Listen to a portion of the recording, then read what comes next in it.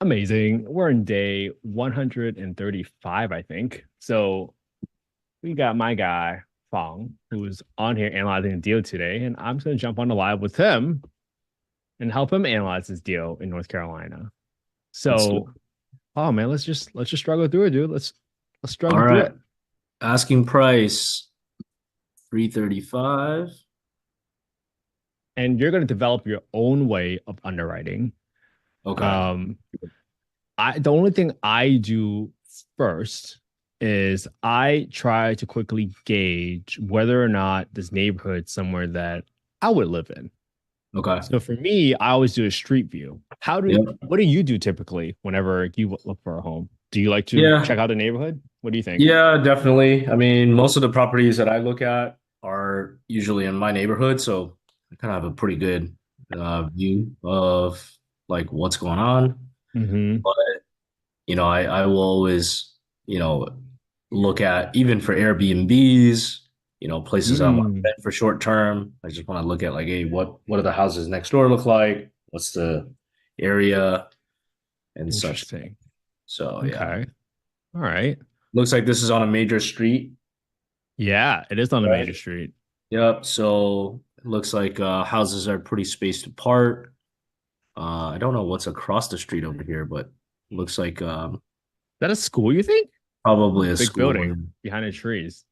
Yeah, probably a school, something of the sort. So it might get busy on in the mornings for drop Yeah. off. Either a school or church, I feel like. Yep, I look at it right now. It's Saint Mary Mother of the Church. So it's a church. You are Okay. correct. Yeah, so like looking at uh the photos, it looks like Hmm. hardwood floors throughout, mostly pretty much like Yeah. all done. Like the deck needs probably a little bit of like refinishing. But in general, like I think structurally this looks pretty sound, right? Big Hmm. backyard, one big tree, two big trees. Yeah, there's all the interior photos look like they're pretty well. Yeah. The Like bathroom that looks those great. cabinets needs to be refaced or some, you know. Yeah, you can paint it and just put new hardware on it. It's not very expensive at all. That Yeah. bathroom's basically done with new tile and Yep. everything. And then what? Oh, this seems like it's carpeted on the Oh, weird carpet yeah, in the choice. living room. Uh, looks like they got forced air, right? Uh, Hmm. looks like this is like almost below grade. Like, no, it's not. It looks like it has a walkout, although I'm not sure why it's like taped off there. Weird, Uh, right? Weird. okay, okay. So it's got an electric range, stovetop, one window. This must be the dining room that leads out. Okay. And then I don't know what this room is. Probably like a family room or something. Seems like on the opposite side of the living room we just looked at. Okay. Yeah. So So it looks like it's two floors. what Yeah. would you want to renovate on this property if you're an investor? Yeah, so I probably update the kitchen. Um, although it looks like it's not just a kitchen, like the tile goes all the way to the dining room area. Hmm. Um, I don't think structurally there's much to be done about this. Like, what is this, like a galleyway kitchen? Hmm. It's Hmm. like a long, there's not really much you can do about it. But yeah, it's like pretty bare bones. I would get rid of the carpet because this is Hmm. probably the most trafficked area, and I just Hmm. want to clean that up. Hmm.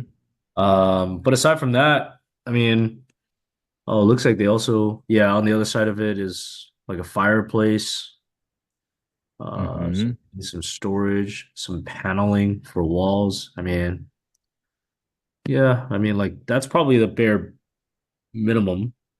Um, Yeah, I would just set aside money to paint the place, remove the carpet, and that's pretty much it. Looks like they try to renovate the kitchen, to be honest with you.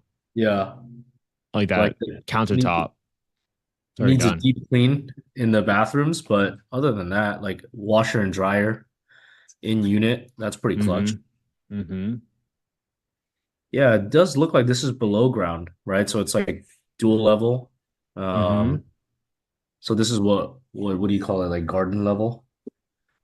It's like Uh, it's a split floor plan. I think that's what they call yeah. it.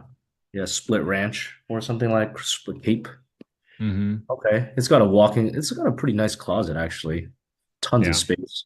Shelving. Might have been an office or a walk-in closet, gym safe Okay. space. Okay. Look at you thinking like an investor. I mean, I probably Yep. wouldn't even touch the deck to be honest with you, because this is a Yeah. affordable housing rental. And Yeah. if you're using that exit strategy and not trying to get top of the top of the top of the line, you just want to be Yep. above average, you might just be fine just staining it or something like that, and you'd be just fine, to be quite honest with Well, you. it says it was renovated in 1970. Like that's 45 years ago, 50 years ago. So yeah, all things considered, it looks pretty good for the last renovation being done that long ago. It looks like looking at the map, yeah, it's off of a large street. Okay. Yeah. All Okay, right. Well, let's get the rents, man. cool. So, oh yeah, I think I already have this. Let me hide this top bar. It's blocking me. So fair market rents. This is a just to refresh my memory, 4 bed, 2 bath, almost 2,000 square feet.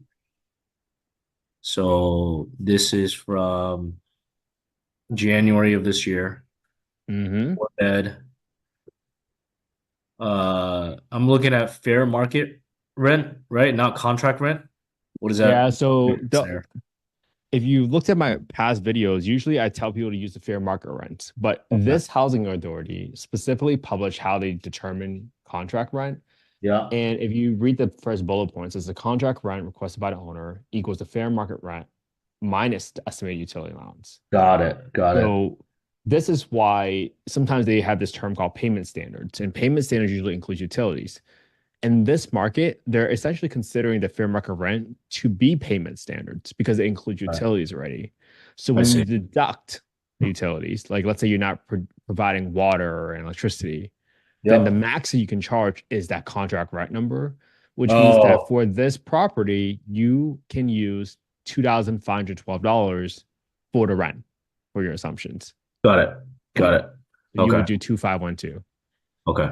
So then going back to my spreadsheet, uh, Mm-hmm. 2.5 could be right here, right? So Yeah, yeah, that's right. Correct. 2.512. Mm-hmm. You said that I think when we get into the renos, I safe to leave it around 2,400, probably like a little bit higher, right? I I would would make assume. it higher. So if you go to the rehab calculator tab on the bottom, Okay. Oh, right. Okay. and let's say you just got to paint the place, I would go to line 92 Yep. on rehab calculator. Rehab calculator. Yep. Yeah, but 92. There you go. I'll plug in a square footage there for $3 a square foot to paint the place. Well, let's say you got to paint the entire place, right? You're being conservative here. You're assuming that when you walk into the house Yep. looks nothing like the photos. That's just Yeah. what you're estimating.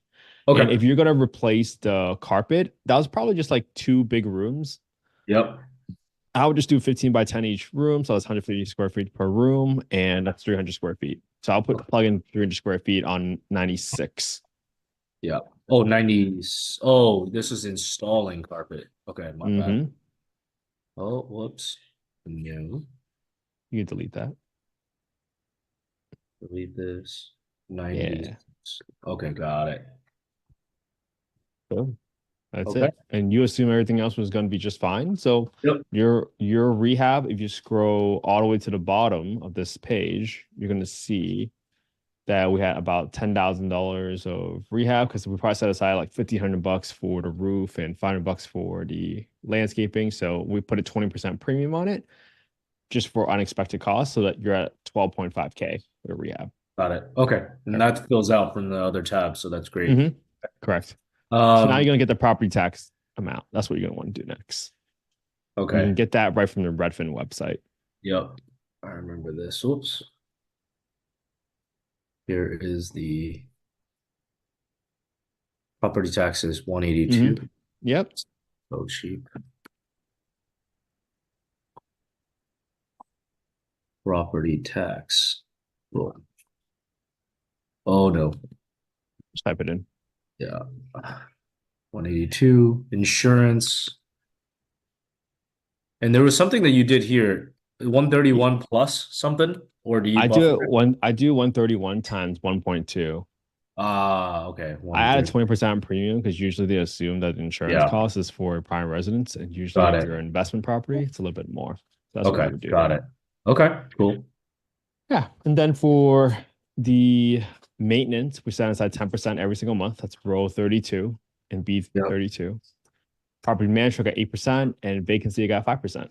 That's pretty much that's pretty decent assumptions.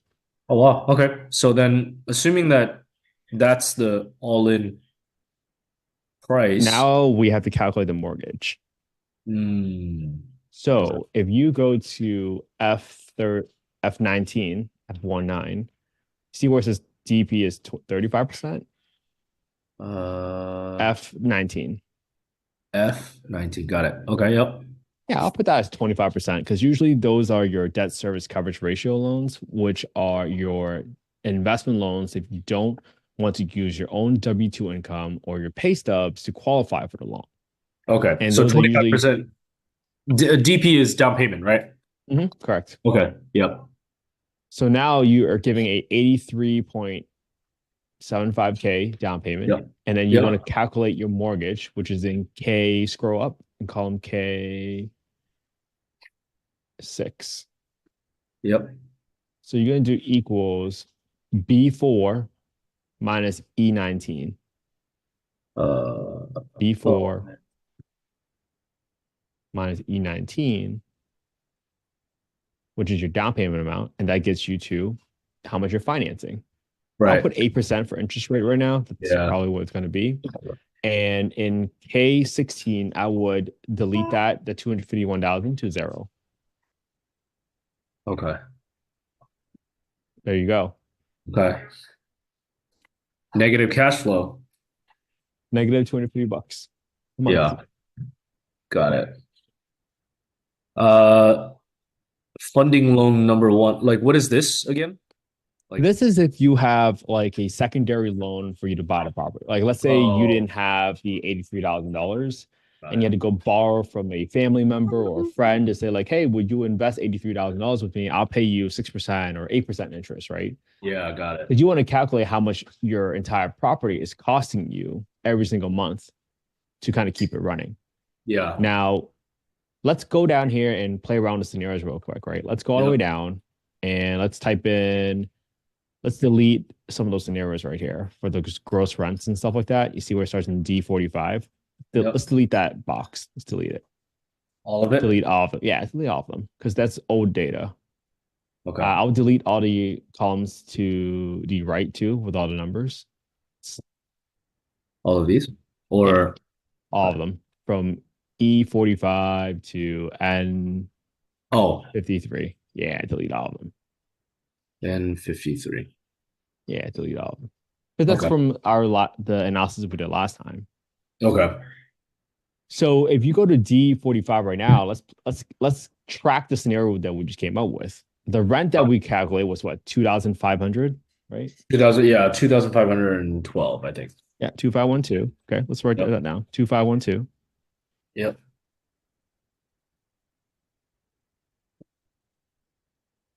And Oh your wait, cash flow, that's fine. Doesn't matter. 2,512.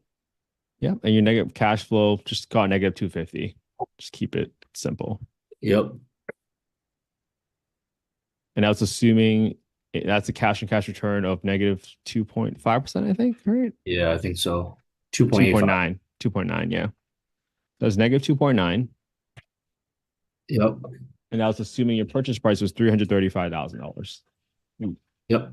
And I was assuming your rehab was 12,500 ish. Just call it.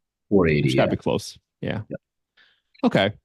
Now, what you want to do is I want you to change around the purchase price so you can figure out what price are you willing to pay for a property that requires $12,500 to meet your own cash and cash return? And this is a question for yourself, right? How much money do you want to make on your Yeah. investment? Five, So, I 10? mean, What do you let's want? just say we're shooting for 10%, right? Okay. So then we just do, No, let's not, don't touch that one oh, okay. because you want to go back up to top because you want to change the inputs up top on the top left. Okay. Oh, wait. Okay. What you mean is this right here. Keep going up. Yeah, that's exactly Yeah. right. So what does that equal to? That's still a negative 0.71%, right? Go Yeah. down to 200 grand. Now we're getting, Almost there. How about 180? okay. Okay, you can go into 190 then. Yep. Perfect. So now you know what you want to buy, right? Yep. Was that simple? What do you think? Yeah, yeah, yeah. That was easy. That was easy. Boom. That's There's it, bro. not basically what I'm learning from these two exercises just last week and this week is that, yeah, it's hard to find a good deal right now, right? Like if you just look at this market, I know nothing about Raleigh, Mm-hmm. but I mean to see a price of 335 and then to say, okay, yeah, I'm willing to pay 190, in order to make money off of this or make the 10% that I want, Mm-hmm. that's I mean, I don't see any seller being like agreeing to that. You know what I'm saying? Correct. Yeah. Yeah, I don't So either. we walk away. But now you might go tell a realtor in there and say, hey, I'm looking for properties that look like this for 190 Mhm. grand and below, Yeah. right? You Yeah. can do that. Yeah, that's true. But this is the most basic, most elementary way of analyzing a deal. But this is for you to figure out, like, okay, how do I figure out what does a deal even look like? And we Yeah. didn't even go into like looking at market rent. We didn't even look into an appreciation. We're looking at the most basic scenario of as is what I'm looking at right now. If I Yeah. purchase it on a market, like what am I able to do? Yeah. Right. So if you go back now, right, let's write the scenario down. Let's write the scenario down in your Yeah. spreadsheet. Let's do one more scenario. So this is 2512. You're making $550 cash flow a month. 500. Yep. Yep. And 10.2% cash and cash return. And that was a $190,000 purchase price. Yep. 12,500 rehab. And for the cell next to it, just put 25% down and 8% interest rate. Yeah, to 25 and then 8% right to the right of it. Yeah. Because I want Always. you to remember why you were willing to pay 190, assuming your interest rate was 25%. So you put 8% right there. Boom. Yep. 8%. Cool. Got it. Now go up there and mess around with the interest rate. Let's bring it down to 6% in case 7. Now all of a sudden, what happens, right? You're a 13% return. But let's play around with the asking price now. Let's put 220 or 210. Yeah. Yep. 215. Okay. There you go, 220. See what happened? Now you're willing all of a sudden because interest rate went down 2 points. Now all of a sudden you're willing to pay 220 for this Yep. property. See what happened there? Yeah. This is why people say it's all dependent on the numbers. It's just a numbers game. If you Yeah. have a criteria and you don't let emotion to get the better of you, now all of a sudden you understand exactly what you're willing to pay for a property based on those conditions that we talked about, Yeah. I right? got it. Yeah, I understand. Cool. 25% And then down, 6% let's suppose that it's not 25%. Let's suppose it's like 20%. Then you have to pay like what? PMI, stuff like that. No, I'm gonna pay PMI. 20% is just still very possible. There's no PMI, So anything but so anything the 25 less than down that. really just gets you the best interest rate then. Right. Well, for investment properties, they don't let you put such low down payment Yeah. options. Okay. However, the new product that just came out in November was that you can buy a multifamily property, which is like a duplex, triplex, or a quadplex Yeah. or fourplex, and you can put only 5% down on I those see. deals. So Yeah. those are another way for folks to afford a fourplex because you have your tenants paying for your mortgage. So that's one way why you can go about it, right? And if I were to go one more scenario with you, right? Let's say we completely overestimate our rehab and our renovation is half of that, just divide that by two. Go into the formula and just divide it by two, slash two. Yeah. Now up to 230,000. Boom. Right. Still Now all of a respect. sudden you're like, hey, that was worth my time. I'm gonna go Yeah. send out a contractor. And the contractor comes back and says, oh, there's everything looks fine. You don't need to do that much work on it. So now you want to pay $230,000 so that you don't miss out on a deal, quote Right. unquote. Yeah. And that's Yep. all there is then. That's it. Well, Now you know how to analyze the deal. yeah, yeah, yeah. Thank you. Now, this assumes obviously it's like a 30-year, fixed. Would like let's say traditionally like an adjustable rate mortgage would be more aggressive up front. Like, is there like do they allow investors to be able to get that kind of mortgage, or is it just like 30-year fixed or No, they have to adjust the mortgage just for investment properties. okay, Absolutely they do. okay. Yeah. What's the rule? Like, do you want to take that lower rate given like today's rates? Is that still advisable? Like, I know that at one point there was I'm not giving you 3%. It investment was like, advice.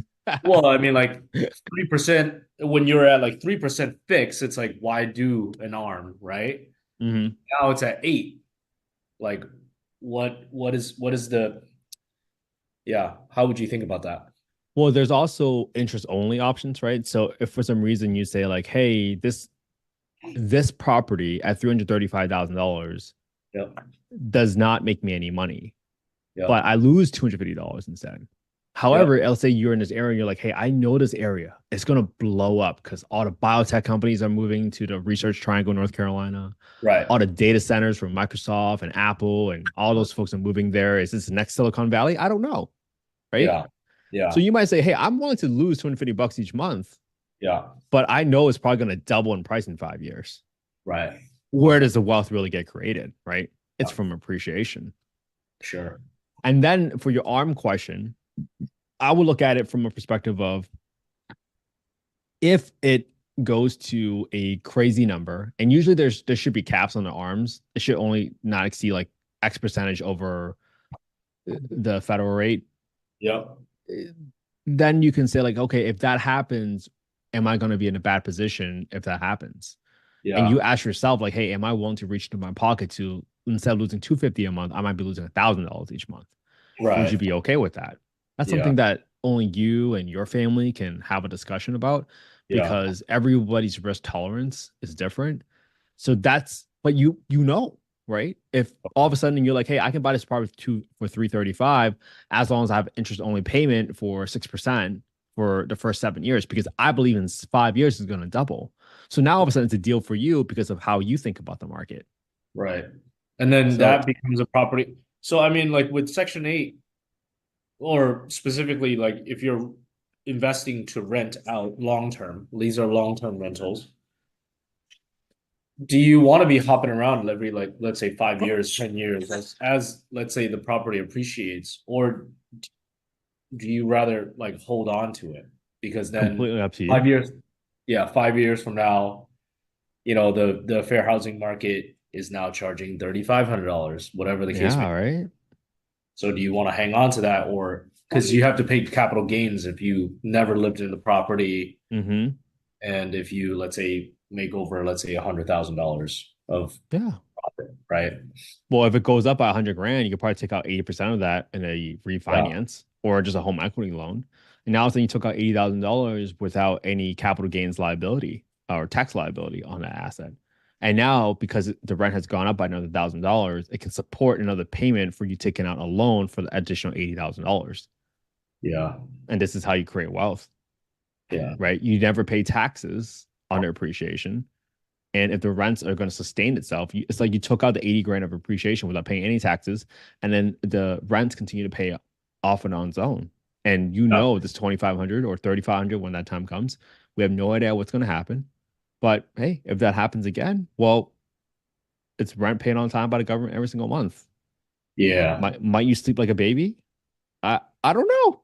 It's your own personal preference, right? So Yeah. those are all the considerations that you will have to take into account. Yeah. But what we went through today, this is the most basic scenario. We're not assuming like any sort of refinancing. We're not assuming any sort of forced appreciation, like what I experienced with our Airbnb that I told you about. So Yeah. these are all the scenarios that you can go through. But if you just practice this for every day for a week, man, now all of a sudden you got this part down. Now we can start stacking the level of difficulty and stacking the different scenarios. Okay. So Sweet. do this every day, man, for a week. I'm Just gonna pick a do random this property. against some properties that are in my neighborhood right now. I'm actually curious because there's one property that I've like got my eye on it. So Well, you're not gonna make any money in your neighborhood. You're in an expensive neighborhood. yeah, that's true. I have to be okay losing like 250 a month for sure. At least that. At least that with your purchase prices. Yeah, right. Cool. Uh, Thank all you, right, man. sir. Hey, I gotta jump. Thank you Later. for doing this with me. It's always more fun doing it.